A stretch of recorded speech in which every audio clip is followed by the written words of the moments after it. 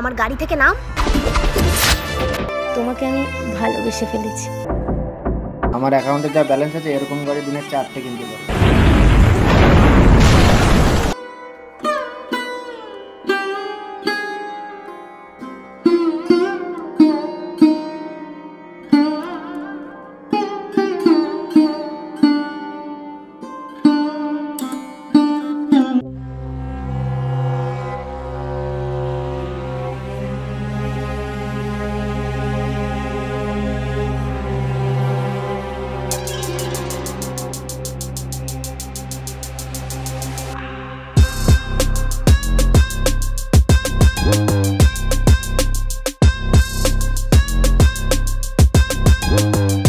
Hello, আমার ম্যানেজারকে 70 লাখ টাকা পাঠিয়ে দে তো।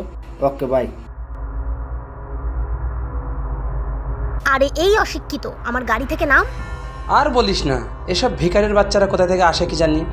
তুই জানিস এই গাড়িটার দাম কত হবে? বাবা, এমন ভাবলেছ মনে হচ্ছে তোমার এই গাড়িটা 2 কোটি টাকা দাম। আমার অ্যাকাউন্টে যা ব্যালেন্স আছে এরকম গাড়ি দিনে 4টে কিনতে পারবো। তুমি জানো সেটা? করিস তো ওই দিন মজুরির কাজ। দেখে তো মনে হচ্ছে ওই 10-12 হাজার টাকা ইনকাম করিস, তাতে আবার তোর এত বড় উঠানি। এই রিয়া, বাদ দে না। এই ছোট লোকের বাচ্চার মুখে যা আসছে সব কিছু বলে দিচ্ছে। কথাবার্তার ধরন দেখে মনে হচ্ছে এ এক বড় কোম্পানির মালিক। আমি কোনো কোম্পানির মালিক হই বা না হই, আমার যে পরিমাণ টাকা আছে না, তুমি যদি শোনো মাথা করে পড়ে যাবে। আরে বাবা, দেখ কত বড় বড় কথা। এই শোন, তুই চাষার মতো থাকবি। তোর কাছে বড় জোর কি থাকতে পারে বলতো? আছে তো তোর কাছে ওই গামছা আর কোদাল, তার উপরে আবার এত বড় বড় লেকচার। আর বলিস না, দেখেছিস নিজেকে, দেখেছিস? দেখে তো ভিখারি লাগছে, আবার মুখে বড় বড় কথা বলছিস। আমার পরনে গামছা নুনি রেখে মনে হচ্ছে আমি গরিব? আমার কাছে যথেষ্ট পরিমাণে টাকা আছে। এই শোন, করিস তো ওই চাষের কাজ বা ওই সবজি বিক্রি করিস। আচ্ছা, সবজি বিক্রি করে তুই কত টাকা ইনকাম করিস? তাতে তুই আবার আমাকে লাখ টাকার গল্প শোনাচ্ছিস। আর বলিস না, এ আর কতই বা ইনকাম করবে? সবজি বিক্রি করে 200-300 টাকা ইনকাম করবে, ওতেই ও সংসার চালাবে। এই শোন, আমি না এবার বুঝতে পেরেছি, ও তো এত দামের গাড়ি জীবনে কোনোদিনও দেখেনি, তাই ভাবলো গাড়িতে বসে দুটো সেলফি তুলে ওর বন্ধুদের পাঠাবে, তাহলে ওর দাম বাড়বে। তোমার গাড়ির কাছে দাঁড়িয়ে আছি বলে এই না যে আমি তোমার সব করতে এসেছি। তোমার এই গাড়ির যদি কোনো ক্ষতি হয়ে থাকে বলো, আমি তোমায় ক্ষতিপূরণ দিয়ে দিচ্ছি। আমি ক্লান্ত হয়ে গেছিলাম বলে তোমার গাড়ির সামনে দাঁড়িয়ে আছি। আর তোমার গাড়ির চেহারা এত সুন্দর না যে তোমার এই গাড়ির সামনে দাঁড়ালে আমার দাম বেড়ে যাবে।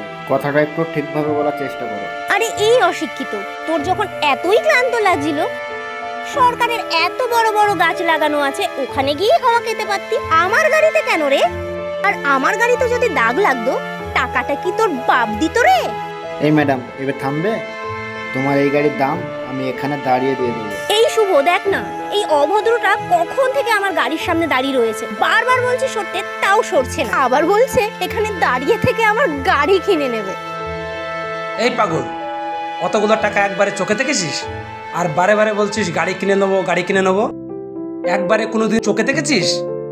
ভিখারির বাচ্চা কোথাকার, তোর ড্রেস দেখে তো আমার ঘৃণা আসছে রে। দাঁড়া, তোরা অনেকক্ষণ থেকে বাড়াবাড়ি করছে। তোদের দুজনকে না আমার যোগ্যতা দেখাই।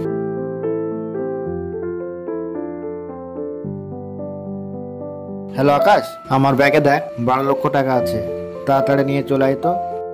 আমাদের এই মেন রোডে নিয়ে চলে আয়, এখানেই আছি আমি, তাড়াতাড়ি আসবি। Okay bye. আরে বাবা, তোর আবার গাড়িও আছে? আমি তো ভেবেছিলাম ওই ভাঙা সাইকেলটা তোর। দেখ, আবার ওই গাড়িটা যদি না আসে, তবে ভাঙা সাইকেলটা করেই বাড়ি চলে যাস। এই ওই দেখ, আমার গাড়ি আসছে।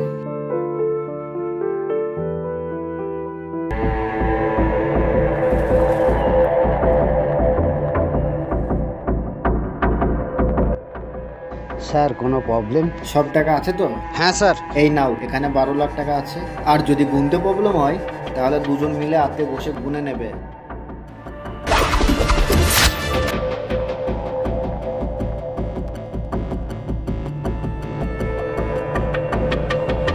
হট।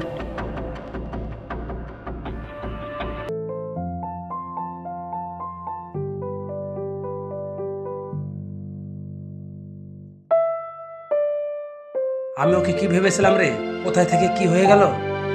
ও মাই গড, আমি তো ভাবতেই পারিনি। আশ্চর্য ব্যাপার, আমরা তো ওকে পোষায় থেকে চার্জ করে ফেলেছি।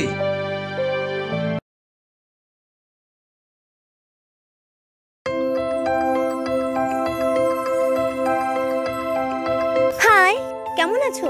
আমি তো ভালো আছি, তুমি কেমন আছো? ভালো আছি। আসলে সেদিনের জন্য না সরি, সেদিন আমি বুঝতে পারিনি। মানুষ মাত্রই ভুল হতেই পারে, এসব ধরতে গেলে হয় না। আচ্ছা, তোমাকে না একটা কথা বলার ছিল। হ্যাঁ বলো। আসলে সেদিনের পর থেকে না তোমাকে আমি ভালোবেসে ফেলেছি। I love you. তুমি আমাকে ভালোবাসো? তোমাদের মতো লোভী মেয়েকে ভালোবাসা যায় না। আমি তোমায় কখনো ভালোবাসতে পারবো না। বাই।